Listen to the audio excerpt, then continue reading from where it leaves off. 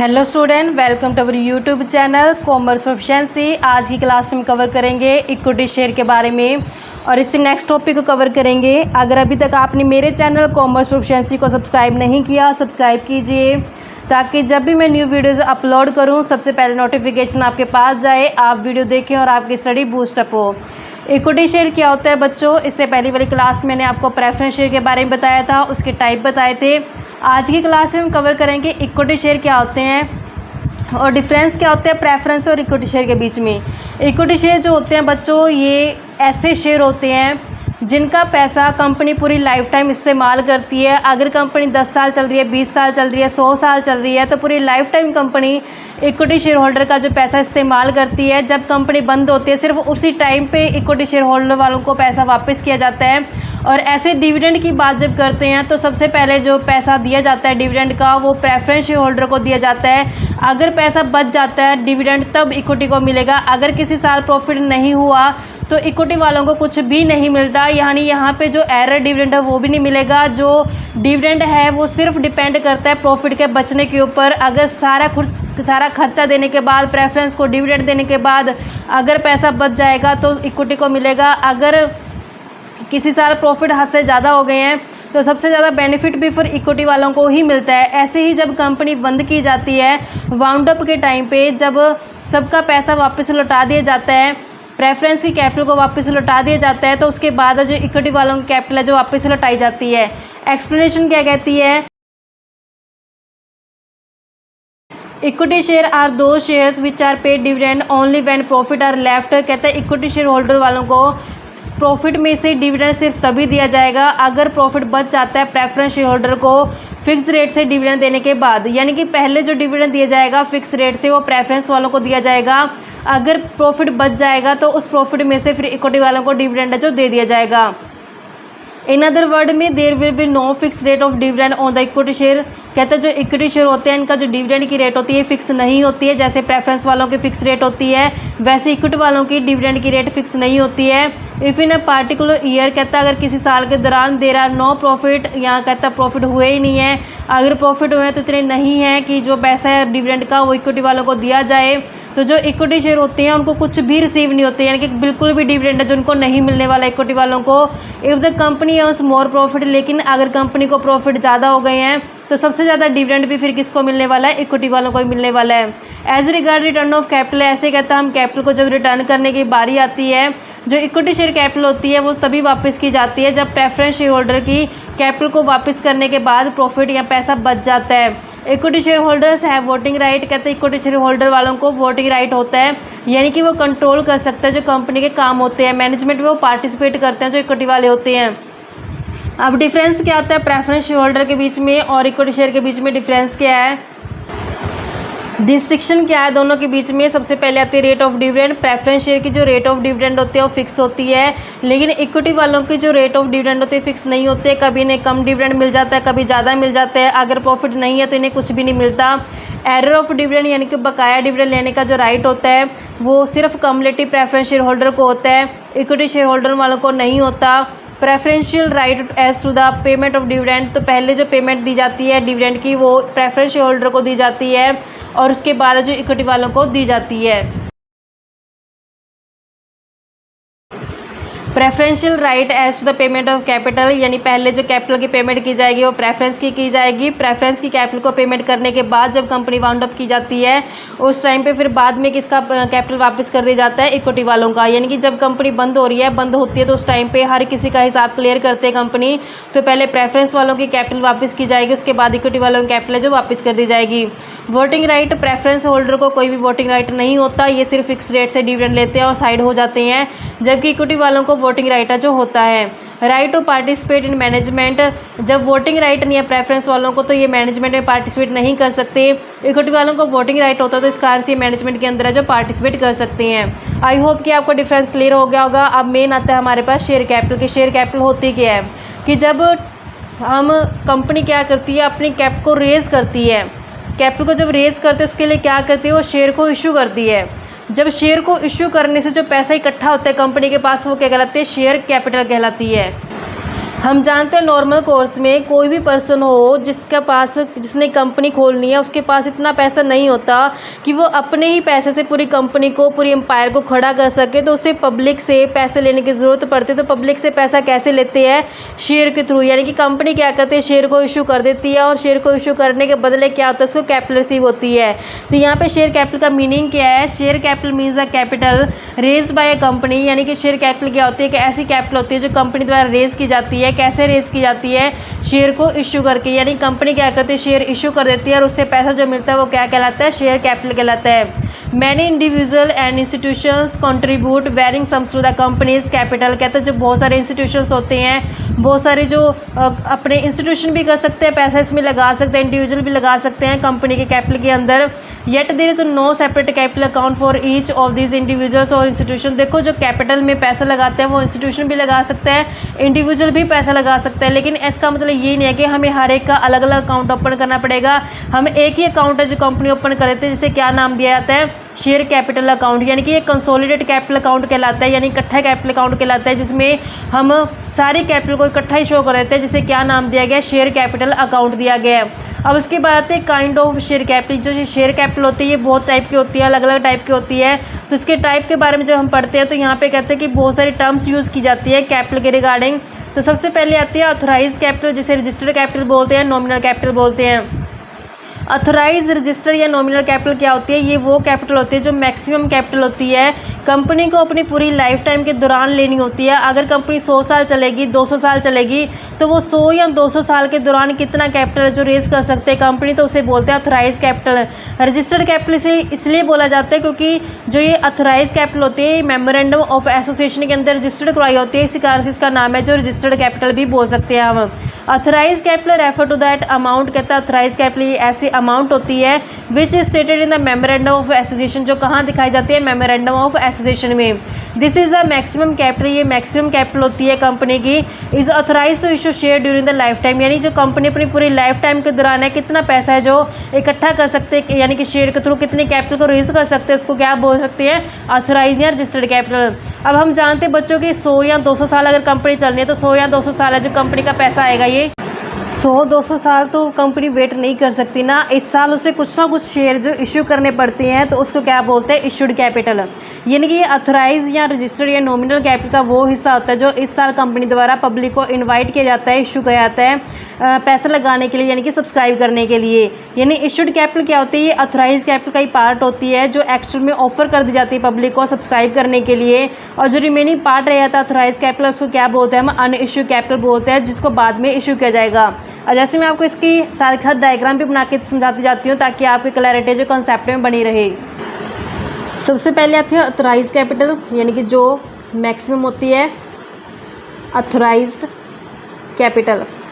इसमें से कुछ कैपिटल क्या की जाती है? इशूड की जाती है, जिसे हम इशूड कैपिटल बोलेंगे, और कुछ कैपिटल क्या रहती है? अनइशूड रह जाती है, जिसको इशू नहीं किया जाता, अनइशूड कैपिटल।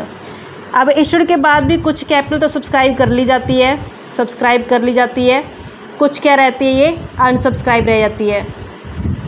अब जैसे जैसे मैं आपको आगे आगे इसके एक्सप्लेनेशन देती जाऊंगी वैसे वैसे मैं समझाती जाऊंगी ताकि आपको कुछ डिफरेंट ना लगे, कुछ टिपिकल ना लगे समझने में। इशू में आई होप कि आपको समझ में आया होगा। यानी कि मैंने अथोराइज कैपिटल के बारे में बताया, तो इसी अथोराइज में से जो हिस्सा पब्लिक को इन्वाइट कर दिया गया है, यानी कि सब्सक्राइब करने के लिए, तो उसको क्या बोलते हैं? इशूड कैपिटल बोलते हैं। अब जब इशूड कैपिटल में से कुछ सब्सक्राइब हो जाता है और कुछ अनसब्सक्राइब रह जाता है, यानी कि कुछ में तो पब्लिक पैसा लगा देती है और कुछ में पैसा नहीं लगाती है।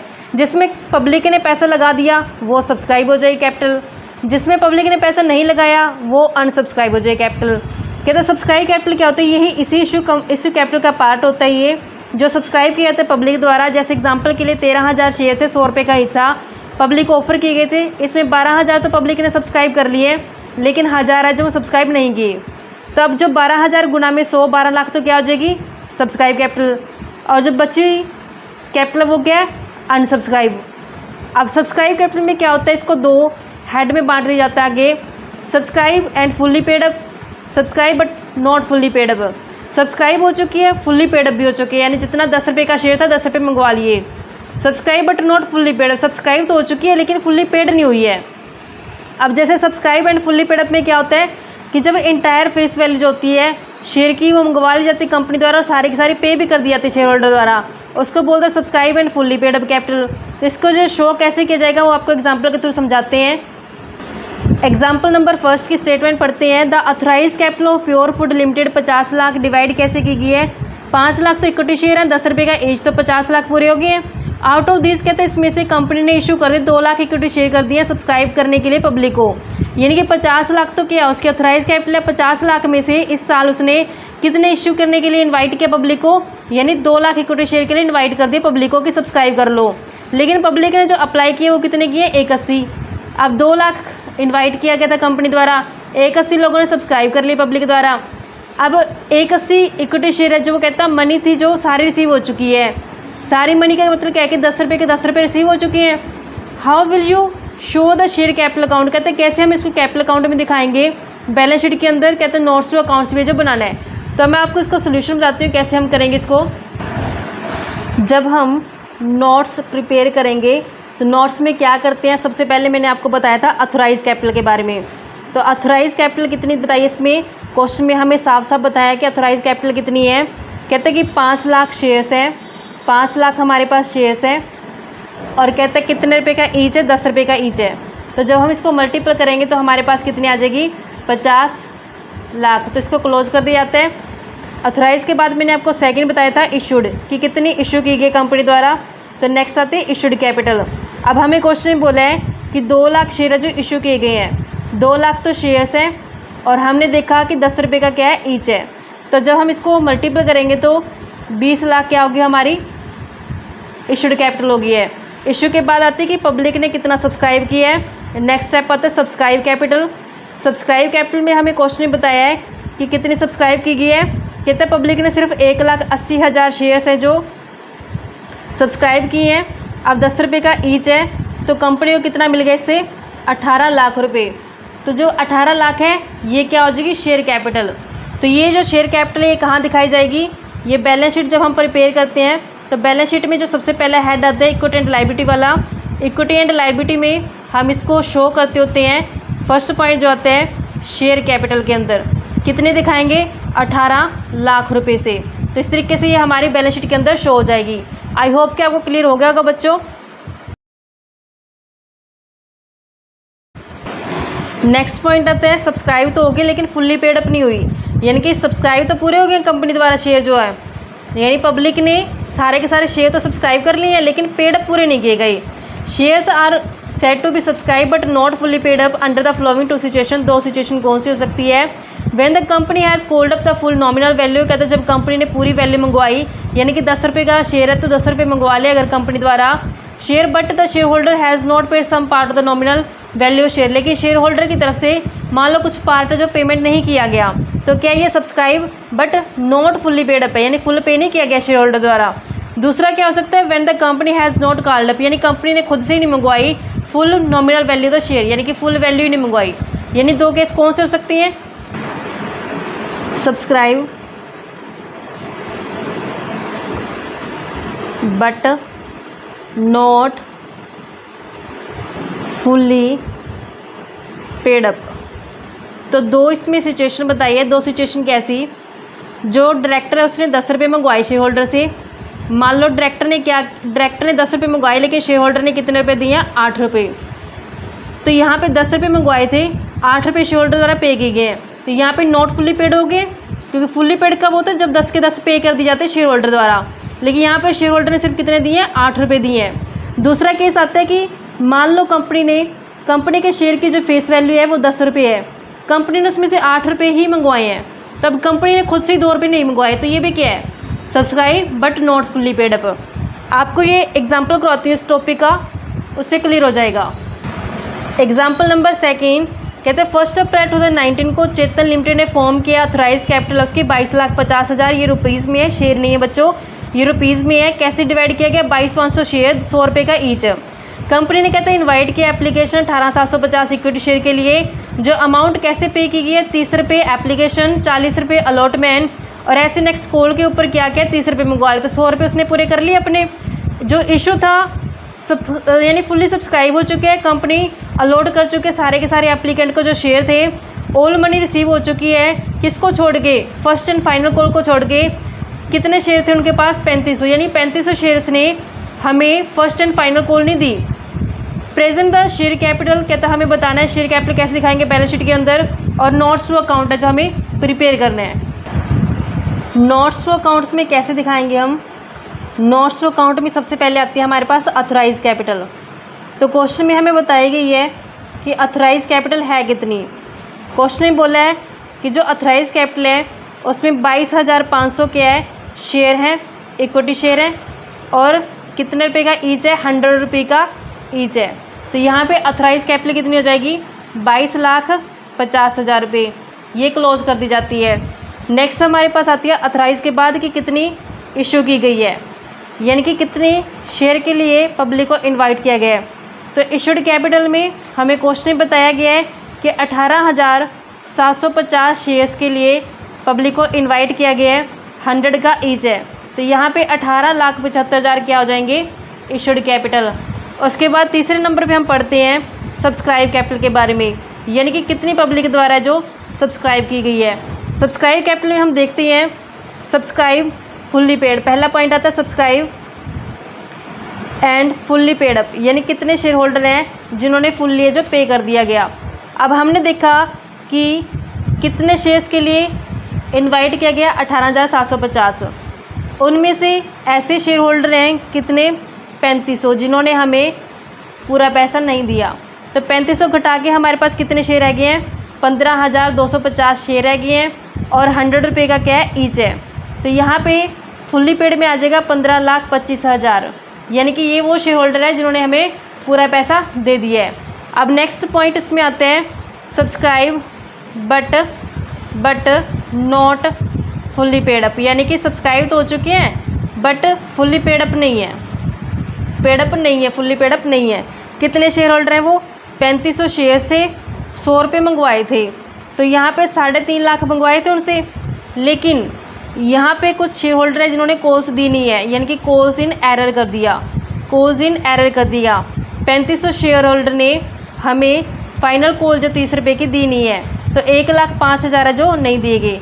3500 शेयर से मंगवाए तो पूरे थे 100 रुपये, यानी 3.5 लाख बनते थे, लेकिन 3500 शेयर में से 30 रुपये जो उन्होंने नहीं दिए कॉल के, तो हमें मिला कितना है, माइनस करके देखेंगे तो 2,45,000 टोटल मिल चुका है। तो यहाँ पे ये तो फुल्ली पेड अप, ये नॉट फुल्ली पेड अप, दोनों का टोटल कितना मिल गया हमें, 17,70,000 से। तो ये 17,70,000 क्या हमारे लिए, शेयर कैपिटल।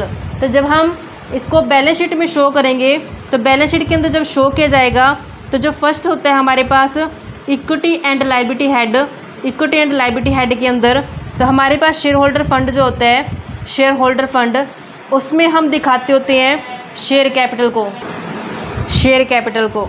तो यहाँ पे शेयर कैपिटल हमने कितनी कैलकुलेट की है, 17,70,000। तो 17,70,000 क्या हो गया हमारे लिए, शेयर कैपिटल हो गई है। तो इस तरीके से बच्चे समझे। आने वाली क्लासेस में आपको नेक्स्ट टॉपिक कवर कराऊंगी। ऐसे आप रेगुलर क्लासेस देखने के लिए मेरे चैनल कॉमर्स प्रोफिशिएंसी को सब्सक्राइब, लाइक एंड शेयर करें। अगर आपके कुछ सजेशंस हैं, कुछ क्वेरीज हैं, तो आप मुझे कमेंट बॉक्स में कमेंट कर सकते हैं।